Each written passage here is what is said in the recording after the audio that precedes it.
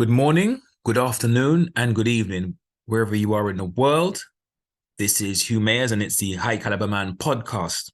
On International Men's Day, I had a conversation with DJ Supreme and Lady Esi of the More Knowledge Show on Conscious FM.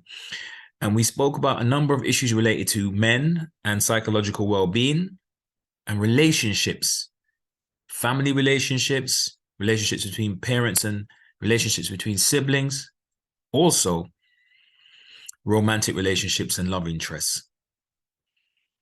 Take a listen and let us know what you think.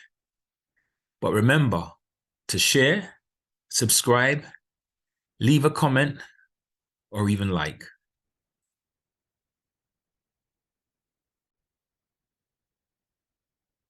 Men. Just gonna let you know that you both are live now. Yeah. Yeah. That's fine. Yeah. Okay. November. Welcome, Hugh. Yeah, go ahead. Hey, how you doing? Yes. Welcome back into the front room. We haven't had you in for a little while. Yeah, it's been a minute, but it's a pleasure to be here, man. As always. You know we get down. You know we do. Yeah. Yes. So for the listeners that may have missed you, don't know who you are, but I don't know how they wouldn't, but let them know who you are, what you do. Okay, so I'm Hugh Mayers. I am a psychotherapist, mental health trainer, and I'm currently doing some mentoring, part of a big piece of research, mentoring young men between the ages of 12 to 16. Okay. Okay. Yeah, in a manhood course, a 2-year manhood course. Yeah. Manhood course. What does that entail? That sounds intriguing. Yeah, well, for boys when they, around the ages of puberty, like I said, from that sort of 12 to 16 years old, it's a tricky part of life to navigate. There's a lot of challenges they face, psychological insecurities. How do they manage emotions? How do they express emotions? How do they deal with anger?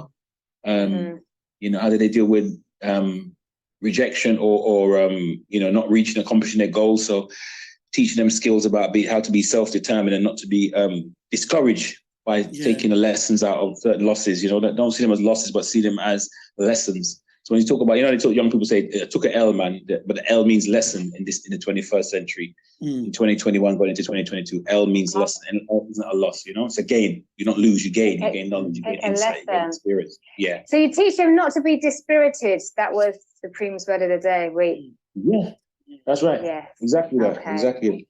Okay. As well as a few more bits and pieces, but we'll probably get into that as a conversation evolves. So you're equipping them with the tools that they need to navigate through life. Yeah, life skills. So they got the academic skills. I'm bang right in the academic institution, but teaching them life skills, not just the kind of like intellectual stuff, but like some life skills, how to make better decisions, how to think the fast. tools. I call it the toolbox. The toolbox you need for life. Sometimes you need to go in and find the right tools, and you're not always given the right tools when you're young. So you've got to find it a bit later. But some people are given the right tools when they're young, so they're able to navigate a little bit better than others. Yeah. That sounds interesting. Oh. Yeah, this is what November was about, like getting men and boys to focus about issues that they may face. And to get them to talk more, because men don't seem to talk. That's what they say. I don't know if that's true though. It's true and it's not true. It's a bit of a paradox, right? A bit of a contradiction, because in the right spaces, men won't stop talking, and you'll have to really manage. You have to manage the space. Have you ever been in a barber shop before, a black barber shop, where men start speaking? Hey, listen, give me a one talk, man. Like everybody wants to speak because men won't stop speaking. But so it depends on the context. If it's a safe space and men feel safe, then men do talk. So it's about safety, that if men feel safe enough in that space, then they will talk. Keyword is safe. Yeah. So they don't feel safe, they won't talk. They won't talk. So that's what it's about, creating safe spaces for men to express themselves, even on a deeper level, to take what they call nowadays a deep dive. When we take a deep dive, we don't go in. Yeah. We go in. And we do that as men, but we have to feel safe. Okay. In comparison, women just seem to have a bit more socialization into talking and being able to access those emotions and draw for them quicker. It's not that we don't have them as men, but we bottle stuff up because of how we've been socialized. So it's a bit more strategic to get us to access those feelings and actually start to talk about. Is that when people talk about toxic masculinity? The term, one of my least favorite terms, but yeah, I think they talk. It's very popular. Toxic Yes, that's a. masculinity. I didn't know what it means, but I always read it and I was like, what does? I mean, no one has ever really given a good example of what it means to have toxic masculinity. It really is a term from academia, and it originally was it was coined by this academic person that is a trans woman now. I think they started their human journey as a male, but they're now a trans woman, and but it was talking about European men or men of Caucasian descent, for that term, and the global North, and how masculinity was kind of like modeled in that world in terms of how men were power and dominance and things of this nature. And it was quite in contrast to men in what we call the global South, Asia, Africa, these places of people of color, and where men played different roles in families and with terms of childcare and like bonding with children and how they interacted with women. It was very different. But now toxic masculinity kind of moves on to mean things that are kind of characteristically male or oftentimes as male that we don't like as females, as feminists, not as females, because not all females are like that, but as feminists, as third, fourth wave feminists, whatever wave we're on, then that becomes just toxic because we don't like it. Oh, okay. So it's those terms that come out of academia, then that's just kind of put into the wider sphere that people don't really know what it means, but they just use it and drop it, like woke, like all these other terms. No, I'm saying, because they just get dropped out in the sphere of social. And people just drop it into conversations, but don't actually explain what they mean. No, and then that's you made such a powerful point there, because something starts out with a certain definition, but things change over time, right? Because when people it's language is arbitrary. One word means this, but if enough of us use it in another context, then the meaning will change. The meaning will change. And I think that's my issue with a lot of words are used that are not used within a context. So sometimes it's like the word narcissist as well, that gets thrown around a lot and not within a context. So it's certain words just get toxic masculinity is like every man is toxic. So that's how it gets thrown around now. Every man is toxic, and usually you'll find, and I don't want to get into the whole gender debate, or at least not yet. I do, but not yet. But usually you'll find most heterosexual women that end in a relationship where they was unhappy about, the man was narcissistic. You'll find, it was narcissistic. It's kind of easy to define that. But I wrote an article about this in Medium, actually, saying that sometimes we rob ourselves when we don't, when we ended a relationship, and whoever's fault it was, or however the relationship came to, and if it was a significant relationship, we still have to do some, fact checking or some backtracking to see, what could I have brought to the table, or how could I have done things differently. But when we put ourselves as a victim, and we say, well, the person was a narcissist, it means there's no growth. There's no potential for growth, because everything that went wrong is as a result of that person's psychological disorder called, what do you call it, narcissistic personality disorder, right? So, it gets that deep. So in a relationship, you should look at if it ends where there's no extreme abuse or anything like that. If it just ends, the two people should be able to reflect on the parts they played in the relationship, not the way it went. Okay. Hugh, are there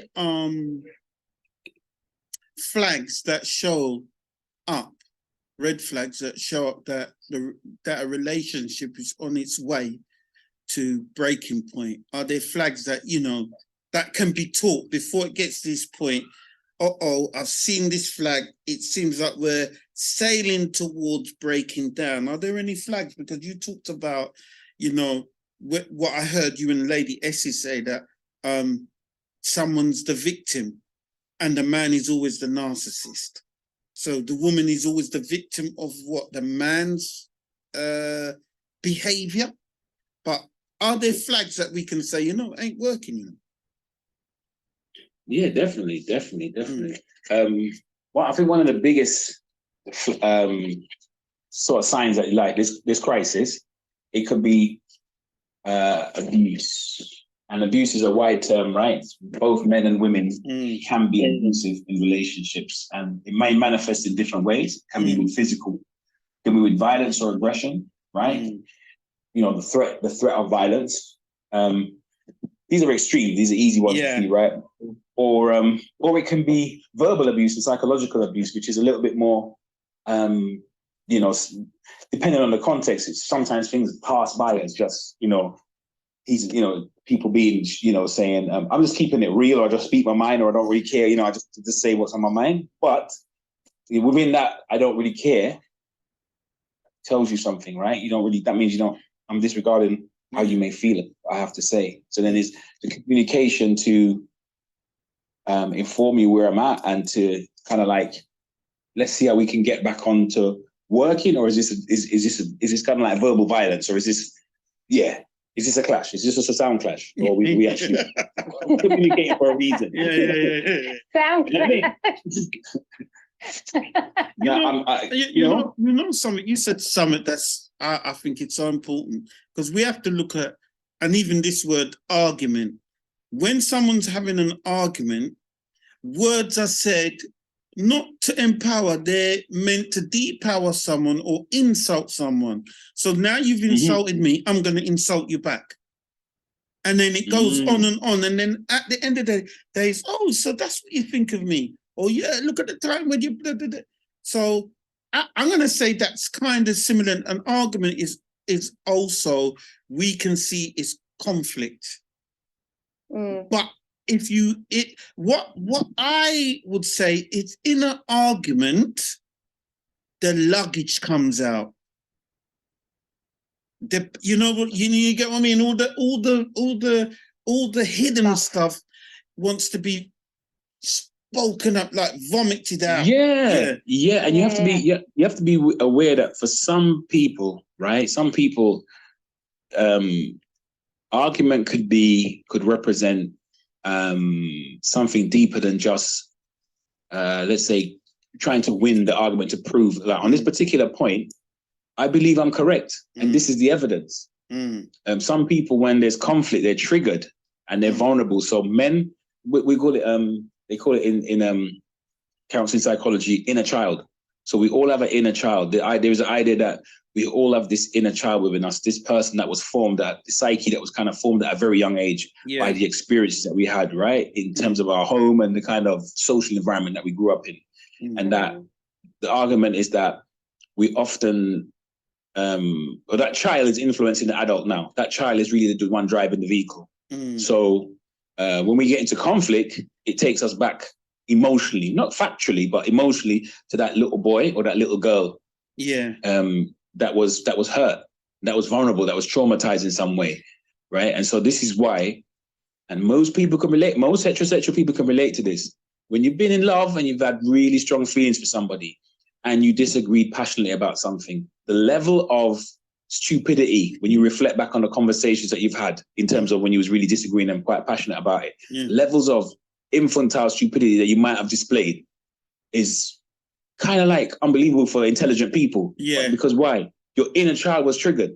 Well, his inner child was triggered, and he would sulk, or he would draw, slam doors and march off and whatever, like a kid. He couldn't really access the grown man, the mature man, to sit down and, you know, deal with and be accountable for maybe some of his shortcomings that was getting flagged up.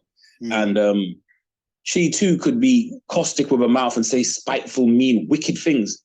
Because why? Like a little girl would be mean and vicious, and, you know, like, in terms of not violent, but verbally. You know, because her inner child was triggered because she felt unsafe, or she was triggered in some sort of way. And that was just a kind of knee-jerk reaction. Just learn responses. Learn responses. And so that's why sometimes we kind of regress. You know, arguments can make us regress, man, and go back in some sort of childlike state. Very, very childish. But it doesn't just as like a romantic relationship, it's also family relationships. Like a lot of people I know have might be the worst one. That. Yeah, a lot of people are dealing, like, especially when there's been a bereavement. When bereavement happens and you start seeing family dynamics and you start seeing things play down, you look at this person going, oh my gosh, what happened? Oh no. And then you kind of see the dynamics change, and then the arguments start and the behavior and the trigger, and then you're like, oh.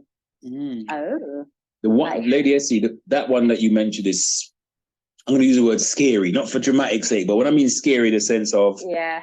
and it's mainly funerals, but sometimes weddings as well, because weddings bring families together, and it's like who borrowed whose money, or daddy didn't have money for my wedding, but all of a sudden he's got money for you, right? Yeah. So wedding of the whole people. favoritism thing, and middle child and youngest child, and the one that was brought to England first child, all that stuff that you sometimes people think, hey man, that was 20, 30 years ago when we was still in secondary school, or we was no, not gone nowhere. It's sitting there. Mhm. It's sitting there. They- Right? and it gets Sometimes triggers.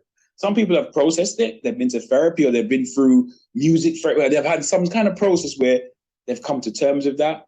Right? They're at one with it. They're at peace with it. Right? And it's done for them. Right? That's a certain minority of people. But most people who haven't been through that process, it's just sitting there. Right? Like something in a computer memory. Yeah. You hit the right key.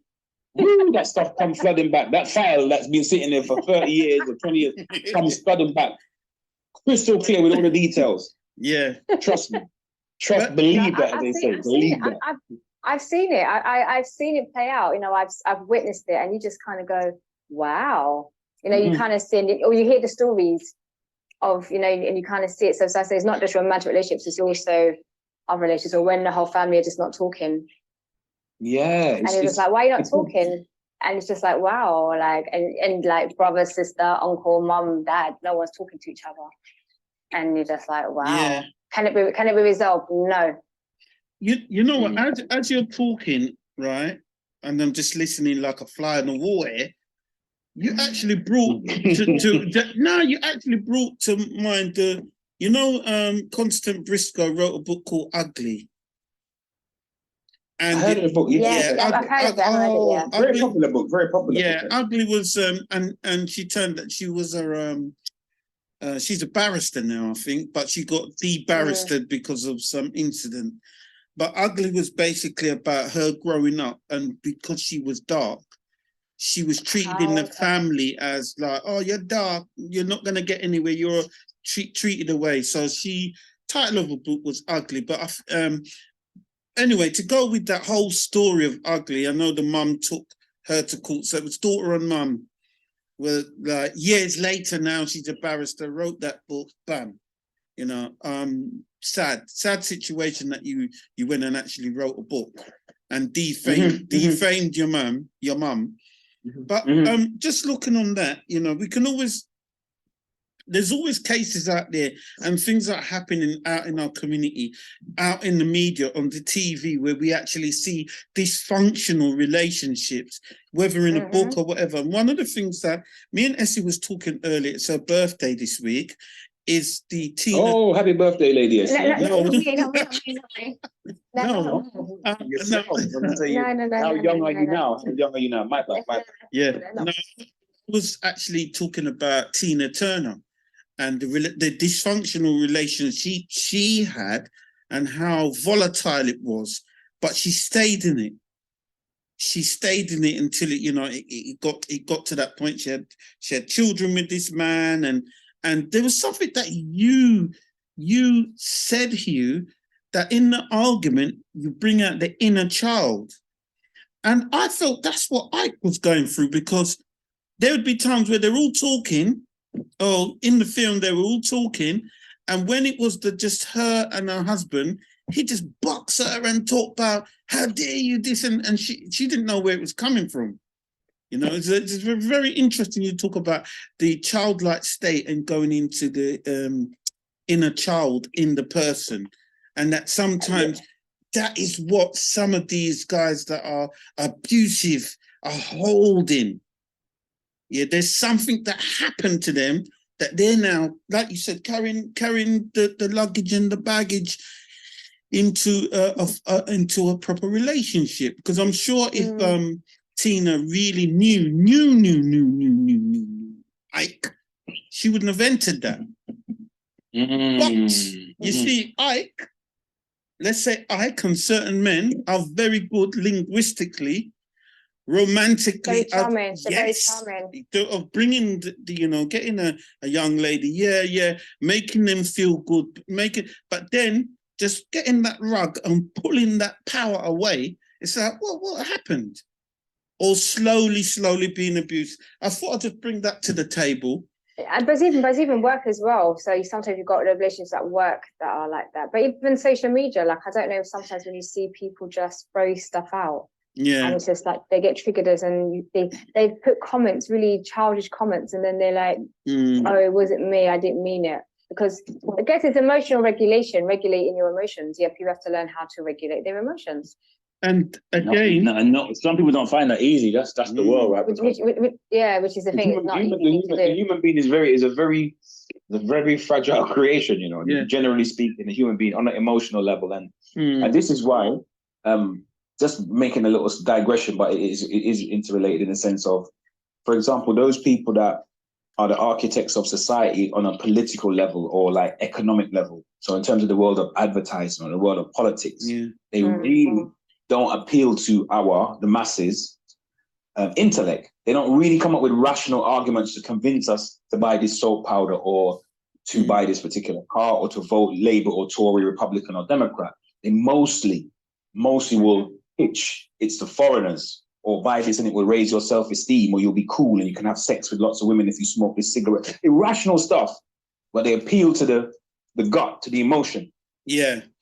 They know that the human being is very it's susceptible because we're easily triggered. I play on our insecurities, our vulnerabilities, you know, bypass our thinking brain that would say, that don't really make sense. You know what I mean? Yeah. Go for the emotion. Yeah, you're right. It's fragility of human beings in terms of an emotional level. That was the point I was making. Yeah. Because that's what they say, you make decisions emotionally, but you try to justify it logically. Yeah. Yeah. And it's like that in love. It's like that in love. Much as we might know, that might account for with the woman that's with the abusive guy, for example, or the guy that's with the gentleman that's with the abusive woman, for example. She might not be physically abusive, but she's like wild, masculine. Her mouth is foul, and you know it's unhealthy to stay with a woman like that. Just like it's a man that's thumping you up, or hitting you, or you're in fear of violence, right? It's not really the best love interest for you. If you think about it rationally, you're statistically at risk. Women are at risk of partner violence, like women that experience domestic violence, they're at a high proportion to get killed by that man, just statistically. Doesn't mean every man that hits him is a killer, but just statistically, right? However, coming back to Lady Esi's point, what do? When we feel for that woman, we say, yeah, but she's like that, but when she was younger, and her dad left when he was young, she never really know about living with a man. So we make an excuse because emotionally we're invested. And likewise, the woman will say, sometimes I can be a bit much. And I mean, I'm not that kind of girl, but the skirt that I wore to the club when I went Hot Girl Summer or went out, I mean, it was a little bit revealing. So I can see why him being we start to convince ourselves, because why? Emotionally, the investment's there, and the connection's there. We're vulnerable. We're not really thinking straight. We're not thinking straight. Yeah. So it's that logical, it's those excuses, that denial that you're in that situation and you're invested emotionally and you don't want it to work, and that inner child will come out and say, well, you don't want to be the only one that separated or got a divorce or left a partner. You don't want to be the last one that being single again. And then that conversation. So it's those relationships with ourselves and with others. Yeah, because it depends where we come from in terms of emotion, in the sense of like, can you imagine a woman that grew up as sort of neglected from her father and like didn't have male attention, right? And then she's with somebody who does show some positive qualities, but they've got this side to be vicious, right? But she is like so moved by that attention. Attention ain't no small thing, Attention ain't a small thing. It's worth more than platinum and titanium, When you pay somebody attention and compliments and interest, and so then even if it goes over to the tension moves into sort of darker attention and stuff like that and controlling, but they're hooked to the attention. They're hooked in, they're locked in. It's very, very difficult. And like I said, they will argue, they fall out with their friends, they fall out with their family over it. The women will meet, the elders will meet, the aunties will meet and saying, this is what he done to you? Off with his head. You know what I mean? Right? In the Queen's Court, they'll be saying, off with his head. But when he meets her or phones her and says, babes, listen, I can't, I grew up in a children's home and blah, blah. He'll come with something from his story and hit that string, poof. Next minute, meeting for just one coffee. Just one coffee. That's all I want to do is talk to you face to face. And so it goes. And they meet face to face, and there's a little twinkle in his eye, and she's butter, isn't it? Yeah. And that's it. Yeah. And it's that roller coaster, you know, with those, especially those relationships where they're like, they break up, go back together, break up. You're like, just don't get involved. If they break up, just don't get involved. They're going to get back together. Mm. And those relationships are addictive. That's addictive cycle, because imagine that people have a big breakup as well. It's a bust up, and it was, you know, I can't do this no more. Doors slamming and clothes getting thrown, whatever. But you know, it's some big thing. Yeah. Breaking up, that's the problem. It's the making up is sexy. Do you know what I mean? Yeah. The rush. It's compelling, and so people get caught in that addiction cycle as well. Yeah. There's all of that, man. Yeah. It's all of that cycle. Oh, interesting. Yeah, Yeah. I've seen that. I've seen that play out with a few people, and you just kind of go, when they go to breaking up, you're like, okay, and then you kind of wait till the makeup. Oh, we're back together again. Oh, okay. Yeah. Yeah, have you know, we're from the community. We know people that smoke, for example, right? You never seen somebody that says, I'm giving up, you know, I smoked my last spliff, you know, rude boy. For real. That was on Monday, boy. By Thursday. It's bumping to him at the bus stop or something like that. And something is smelling kind of strong. That's it. Is that roll up? Is that roll? Yeah. I give up every week. He used to give up every week, man. But it's an addictive cycle, man. Cycle. Addicted for a few days. So people can be addicted to people. Do you know what I mean? If you can be addicted to weed or cocaine or to alcohol, we can be habitual to people. Yeah. A person's words, that person's interaction, that person's smell, touch, everything can hook you in, man. Can hook you in. So I was gonna ask, so for like, especially like this time of year, Christmas, Kwanzaa, holiday season, whatever people celebrate, it can be a very lonely time, but it can also be a time where people are feeling like they have to be around other people. So if it's family or those older, some people, like you might have broken up with someone, but then, you know, you're a bit lonely, so you might know that, let's meet up for coffee just for old time's sake. So, you know, that danger of going back into that cycle. Like, what tips would you have for people like having to meet up with old friends, family that they may have found a way of getting away from them? But that cycle, like say that addiction cycle, but then it's this time of year where you might think, oh, okay, let me just meet up and for one drink or one meeting.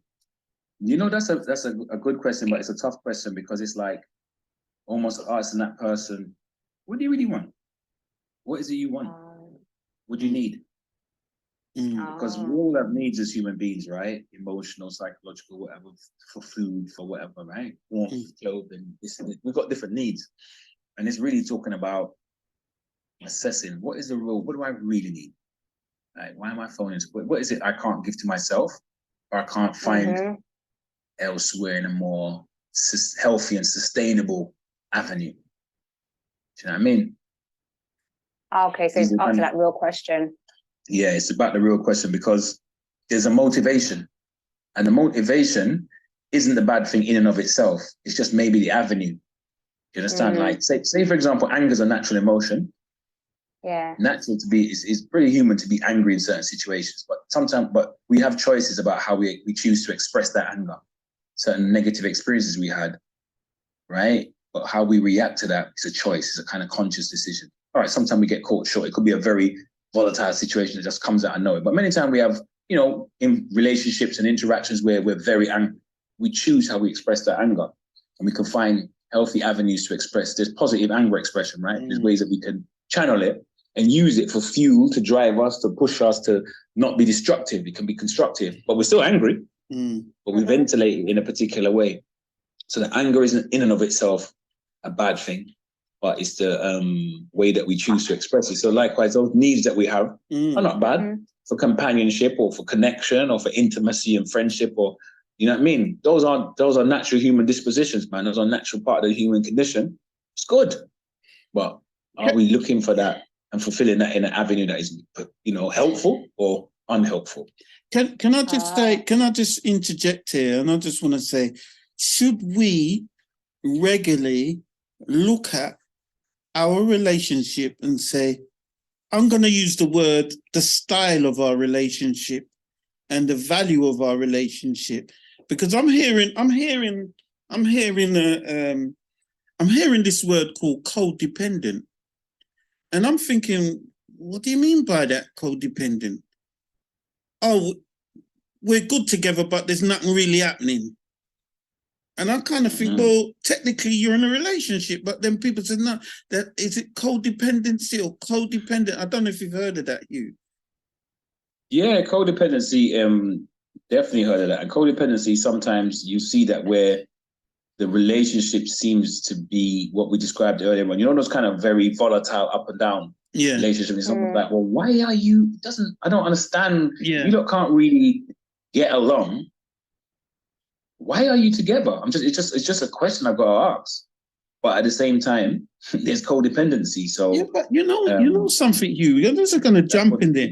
I was speaking to a young lady, yeah, and I always see her with this particular guy, and he's a very nice guy, and together they're nice. And she just says, no, you know, it's the relationship is codependent. And I was like, but the two of you seem like you're getting on good together. And then she turned around, I hope she's not listening, and said, there's nothing happening in the bedroom, but he's, you know, I'm codependent. And I just scratched my head and I said, I can't figure this one out. I couldn't figure it out. But maybe it wasn't meant to be figured out. They've got something that I think is dysfunctional, but they see it as that's how they function.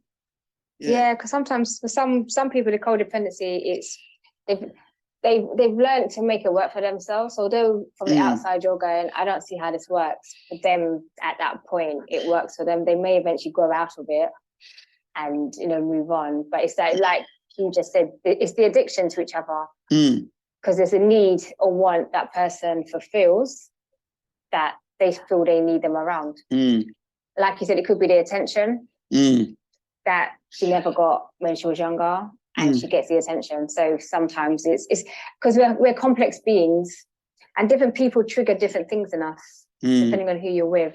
Well, because Supreme mentioned earlier about those people that we all have those in our lives, the people that drain our energy. But we keep them around. You know those people that you know. They drain your energy. Vampires. My friend just used the term. I was just with a friend just now, and he was using the term energy vampires. We all have those energy vampires that we know, whether they're at work, whether they're, we all have those people that, but they're still around. You don't cut them off, but they're around and they just drain your energy. So you have to learn how to kind of protect it while you're around them. Yeah. And I wanted to say something about that. I'm sorry to just jump in there, Lady Esi. That's okay. In my experience, it's not always, because it sounds, when we use the term energy vampire, it sounds a little bit malevolent, like the person's doing something to us kind of intentionally, they're mean to us or something like that. But it might not necessarily be that.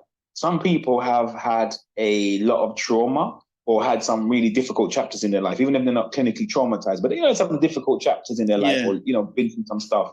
And so they lock into you because speaking to you makes them feel good or relieves them in some kind of way. And so people just, you know, like we're human beings, right? And, you know, I enjoy talking to you. I just feel different when I speak to you. So people will just make a beeline for you, whether consciously or unconsciously, because they're getting something out of it. They feel good. So they're not trying to harm you in any way, but you are harmed. You're left feeling like, man, that person has left and I just want to sleep. I just feel exhausted. I feel drained. It's a kind of psychic thing or spiritual or psycho-spiritual, but something's happening that's not working for you. So you have to manage your boundaries. You might still have that person in your life, but you might have to say, manage how I. You said it in a point word there, boundaries. So sometimes it's not about, because I think on Instagram particularly, there's a lot of a lot of posts that say, cut everybody out your life, but it's unrealistic. Sometimes it's very unrealistic, but the boundaries, the word boundaries is the word that I think is a good word, because if you set boundaries in place, it makes it a lot easier to manage your relationships. You regulate when you interact with them, how you interact, how long, that you kind of like set the terms. Set the terms. I like that. even though we're talking about relationships, you do get that even in the workplace. Like there's always that, or you find that some people are very doom and gloom. And as soon as you enter their personal space or you're in the space with them, you think, oh my God, it's like everything's going downhill. And I've noticed that with a particular person, I kind of, I decide, I look at my watch and say, yeah, I've got to go now. No. Love it. The word I'm going to use is the exit strategy for the doom and gloom people. You've got to have it. Because that's your boundary setting. That's you setting your boundary. That's what I'm saying, because I realize that for the rest of the day, that person has set the frequency of you, the doom and gloom person. You get what I mean? And I think they talk about it in, I was talking to Esi earlier, in personal development. I heard one of the speakers talk about mood hoovers, people that just suck the mood out of anything. You could be saying, good morning. Oh, what's good about it? You understand? They just got this certain pattern, like, yeah, I don't want to work here. You know what I mean? Their whole thing is like, well, if you don't want to work here, what are you doing here? But no, they want to stay to suck your mood. Or like, yeah. Sometimes with those people, I've learned the trick is ask them questions back, and they will get fed up with you asking them questions, and they disappear. Yeah. So sometimes for some of them that works. You've got time on your hands. You just ask some questions back, and then sometimes they literally, because sometimes they're so used to talking that way, no one challenges them. They feel suddenly challenged, like, why are you feeling that way? What are you going to do differently? Maybe why do you feel bad? Yeah, like you said, maybe it's time to be blunt and say, you know what, you actually are boring, and just be strict. Did I not tell you? I told Supreme one time I was teaching some young children, young people, and one of the young boys, he put his hands in the air, sighed, and said, I'm so bored, and put his head on the table. I had to check myself. So when I came back to teach them the next week, I came back better. So sometimes the bluntness will make you say, go, okay, yeah, maybe I am boring. Maybe I didn't do a good job here. So sometimes being blunt does work. It's cool. It's called feedback, right? Yeah, it was feedback. I got the feedback. But it sounds slightly different. That's slightly different from what No, I know. you first talking about. Like when I know the dynamic of nothing that you say to that person is going to be good enough. So it creates a dynamic where you're kind of chasing down the road. But I mean, have you ever tried doing, X, what? No, I won't work because of, what about if you was to train in the no. So you have to say to them, so I'm an existentialist, yeah? Existential psychology is about the 4 fears. Fear of freedom, fear of endings, fear of the meaninglessness of life, and fear of being alone, right? Existential psychology is kind of, some people think it's a bit dark, but it's about freedom. So I agree with them. When they tell me my life is a wreck and nobody cares about me, I'm going to say to them, how does that feel? Well, how does that feel to deal with that? Because I'm going to accept you. Nobody don't really care about me. It's true. Don't say, your cat cares, your mum cares, you got a dog that will lick your face. So doesn't that mean care and love? Doesn't Paddy the dog love you? No, nobody does love you. It's true. Nobody cares about you. Wow. What does that mean? Can you repeat the 4 fears again for me, please? Say freedom. Go there. Let's say fear of freedom. Yeah, fear of endings or death. But I'm deaf, but say ending. Fear of ending, yeah. Fear of the meaninglessness of life. The meaningless. Wow, that's deep. We need to create meaning as human beings. We need to create meaning in life. Yeah. And also the fear of did I mention fear of freedom? Yeah, fear of freedom, fear of endings. Yeah. Fear of meanings of life, fear of meaningless. Being alone, being alone, and laughing with being alone. Yeah, not in the particular word. I'm not giving you in the particular text. Yeah, but that's it. But I've heard the fear of being alone is why a lot of people do stay in certain relationships or become codependent. So I know a lot of people, the fear of being alone, I've heard about that. A lot of people. But there's also the fear of being alone on a deeper level of like, even we have language and we know people, whatever, but nobody truly understands. Like we are, in a way, we're alone in our inner experience. Okay, that alone. Okay. Of language of like when you go through something, some people might connect with you on a certain level and say, "Oh, I empathize," or but like only you truly know about your private thoughts or what your purities or what you're going through or your joys, even. You know what I mean? Oh, is that the people that kind of they have a lot of people, but then they isolate themselves from others? In a sense, but they've got a lot of people around them, but they. No, but we like human beings. We generally like connection. We generally like connection, and there's something about that fear of being alone. So for example, dude is, got a good prestigious kind of like image and income and things that will make him, attractive to women, right? Status. And so it breaks up a significant relationship. But the fear of being on his own, he can meet women that, easy. It's not a big deal. But the fear of being alone and having to face that feeling of that breakup will make him take go on a rampage, for example. Okay. Just working with someone. I see we do it. Yeah, boy. Yeah, I ain't got time to wait. And it just with different women, superficial, but it's like I don't want to be by myself. Yeah. You know, like people that don't want to turn off the radio, the telly, and sit in silence. So they got everything on at the same time because they're not really listening to the telly, but it's drowning out the silence. Yeah. Drowning out the silence. Yeah, they're just drowning out the silence. So some people are like that as well. The stillness of their own. Because if I'm quiet, I'm left with my own thoughts, and that would be terrifying. So let me busy that. Let me fill that with women and wine and wonder, and let me fill that necessary. Because I don't really.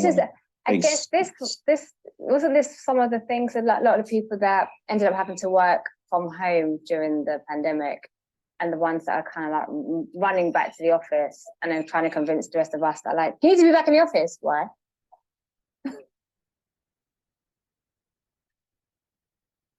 Yes, that was a very thought-provoking conversation, and I have to send a shout out again to Lady Esi and DJ Supreme. Really appreciate their journalistic style and their conversational style.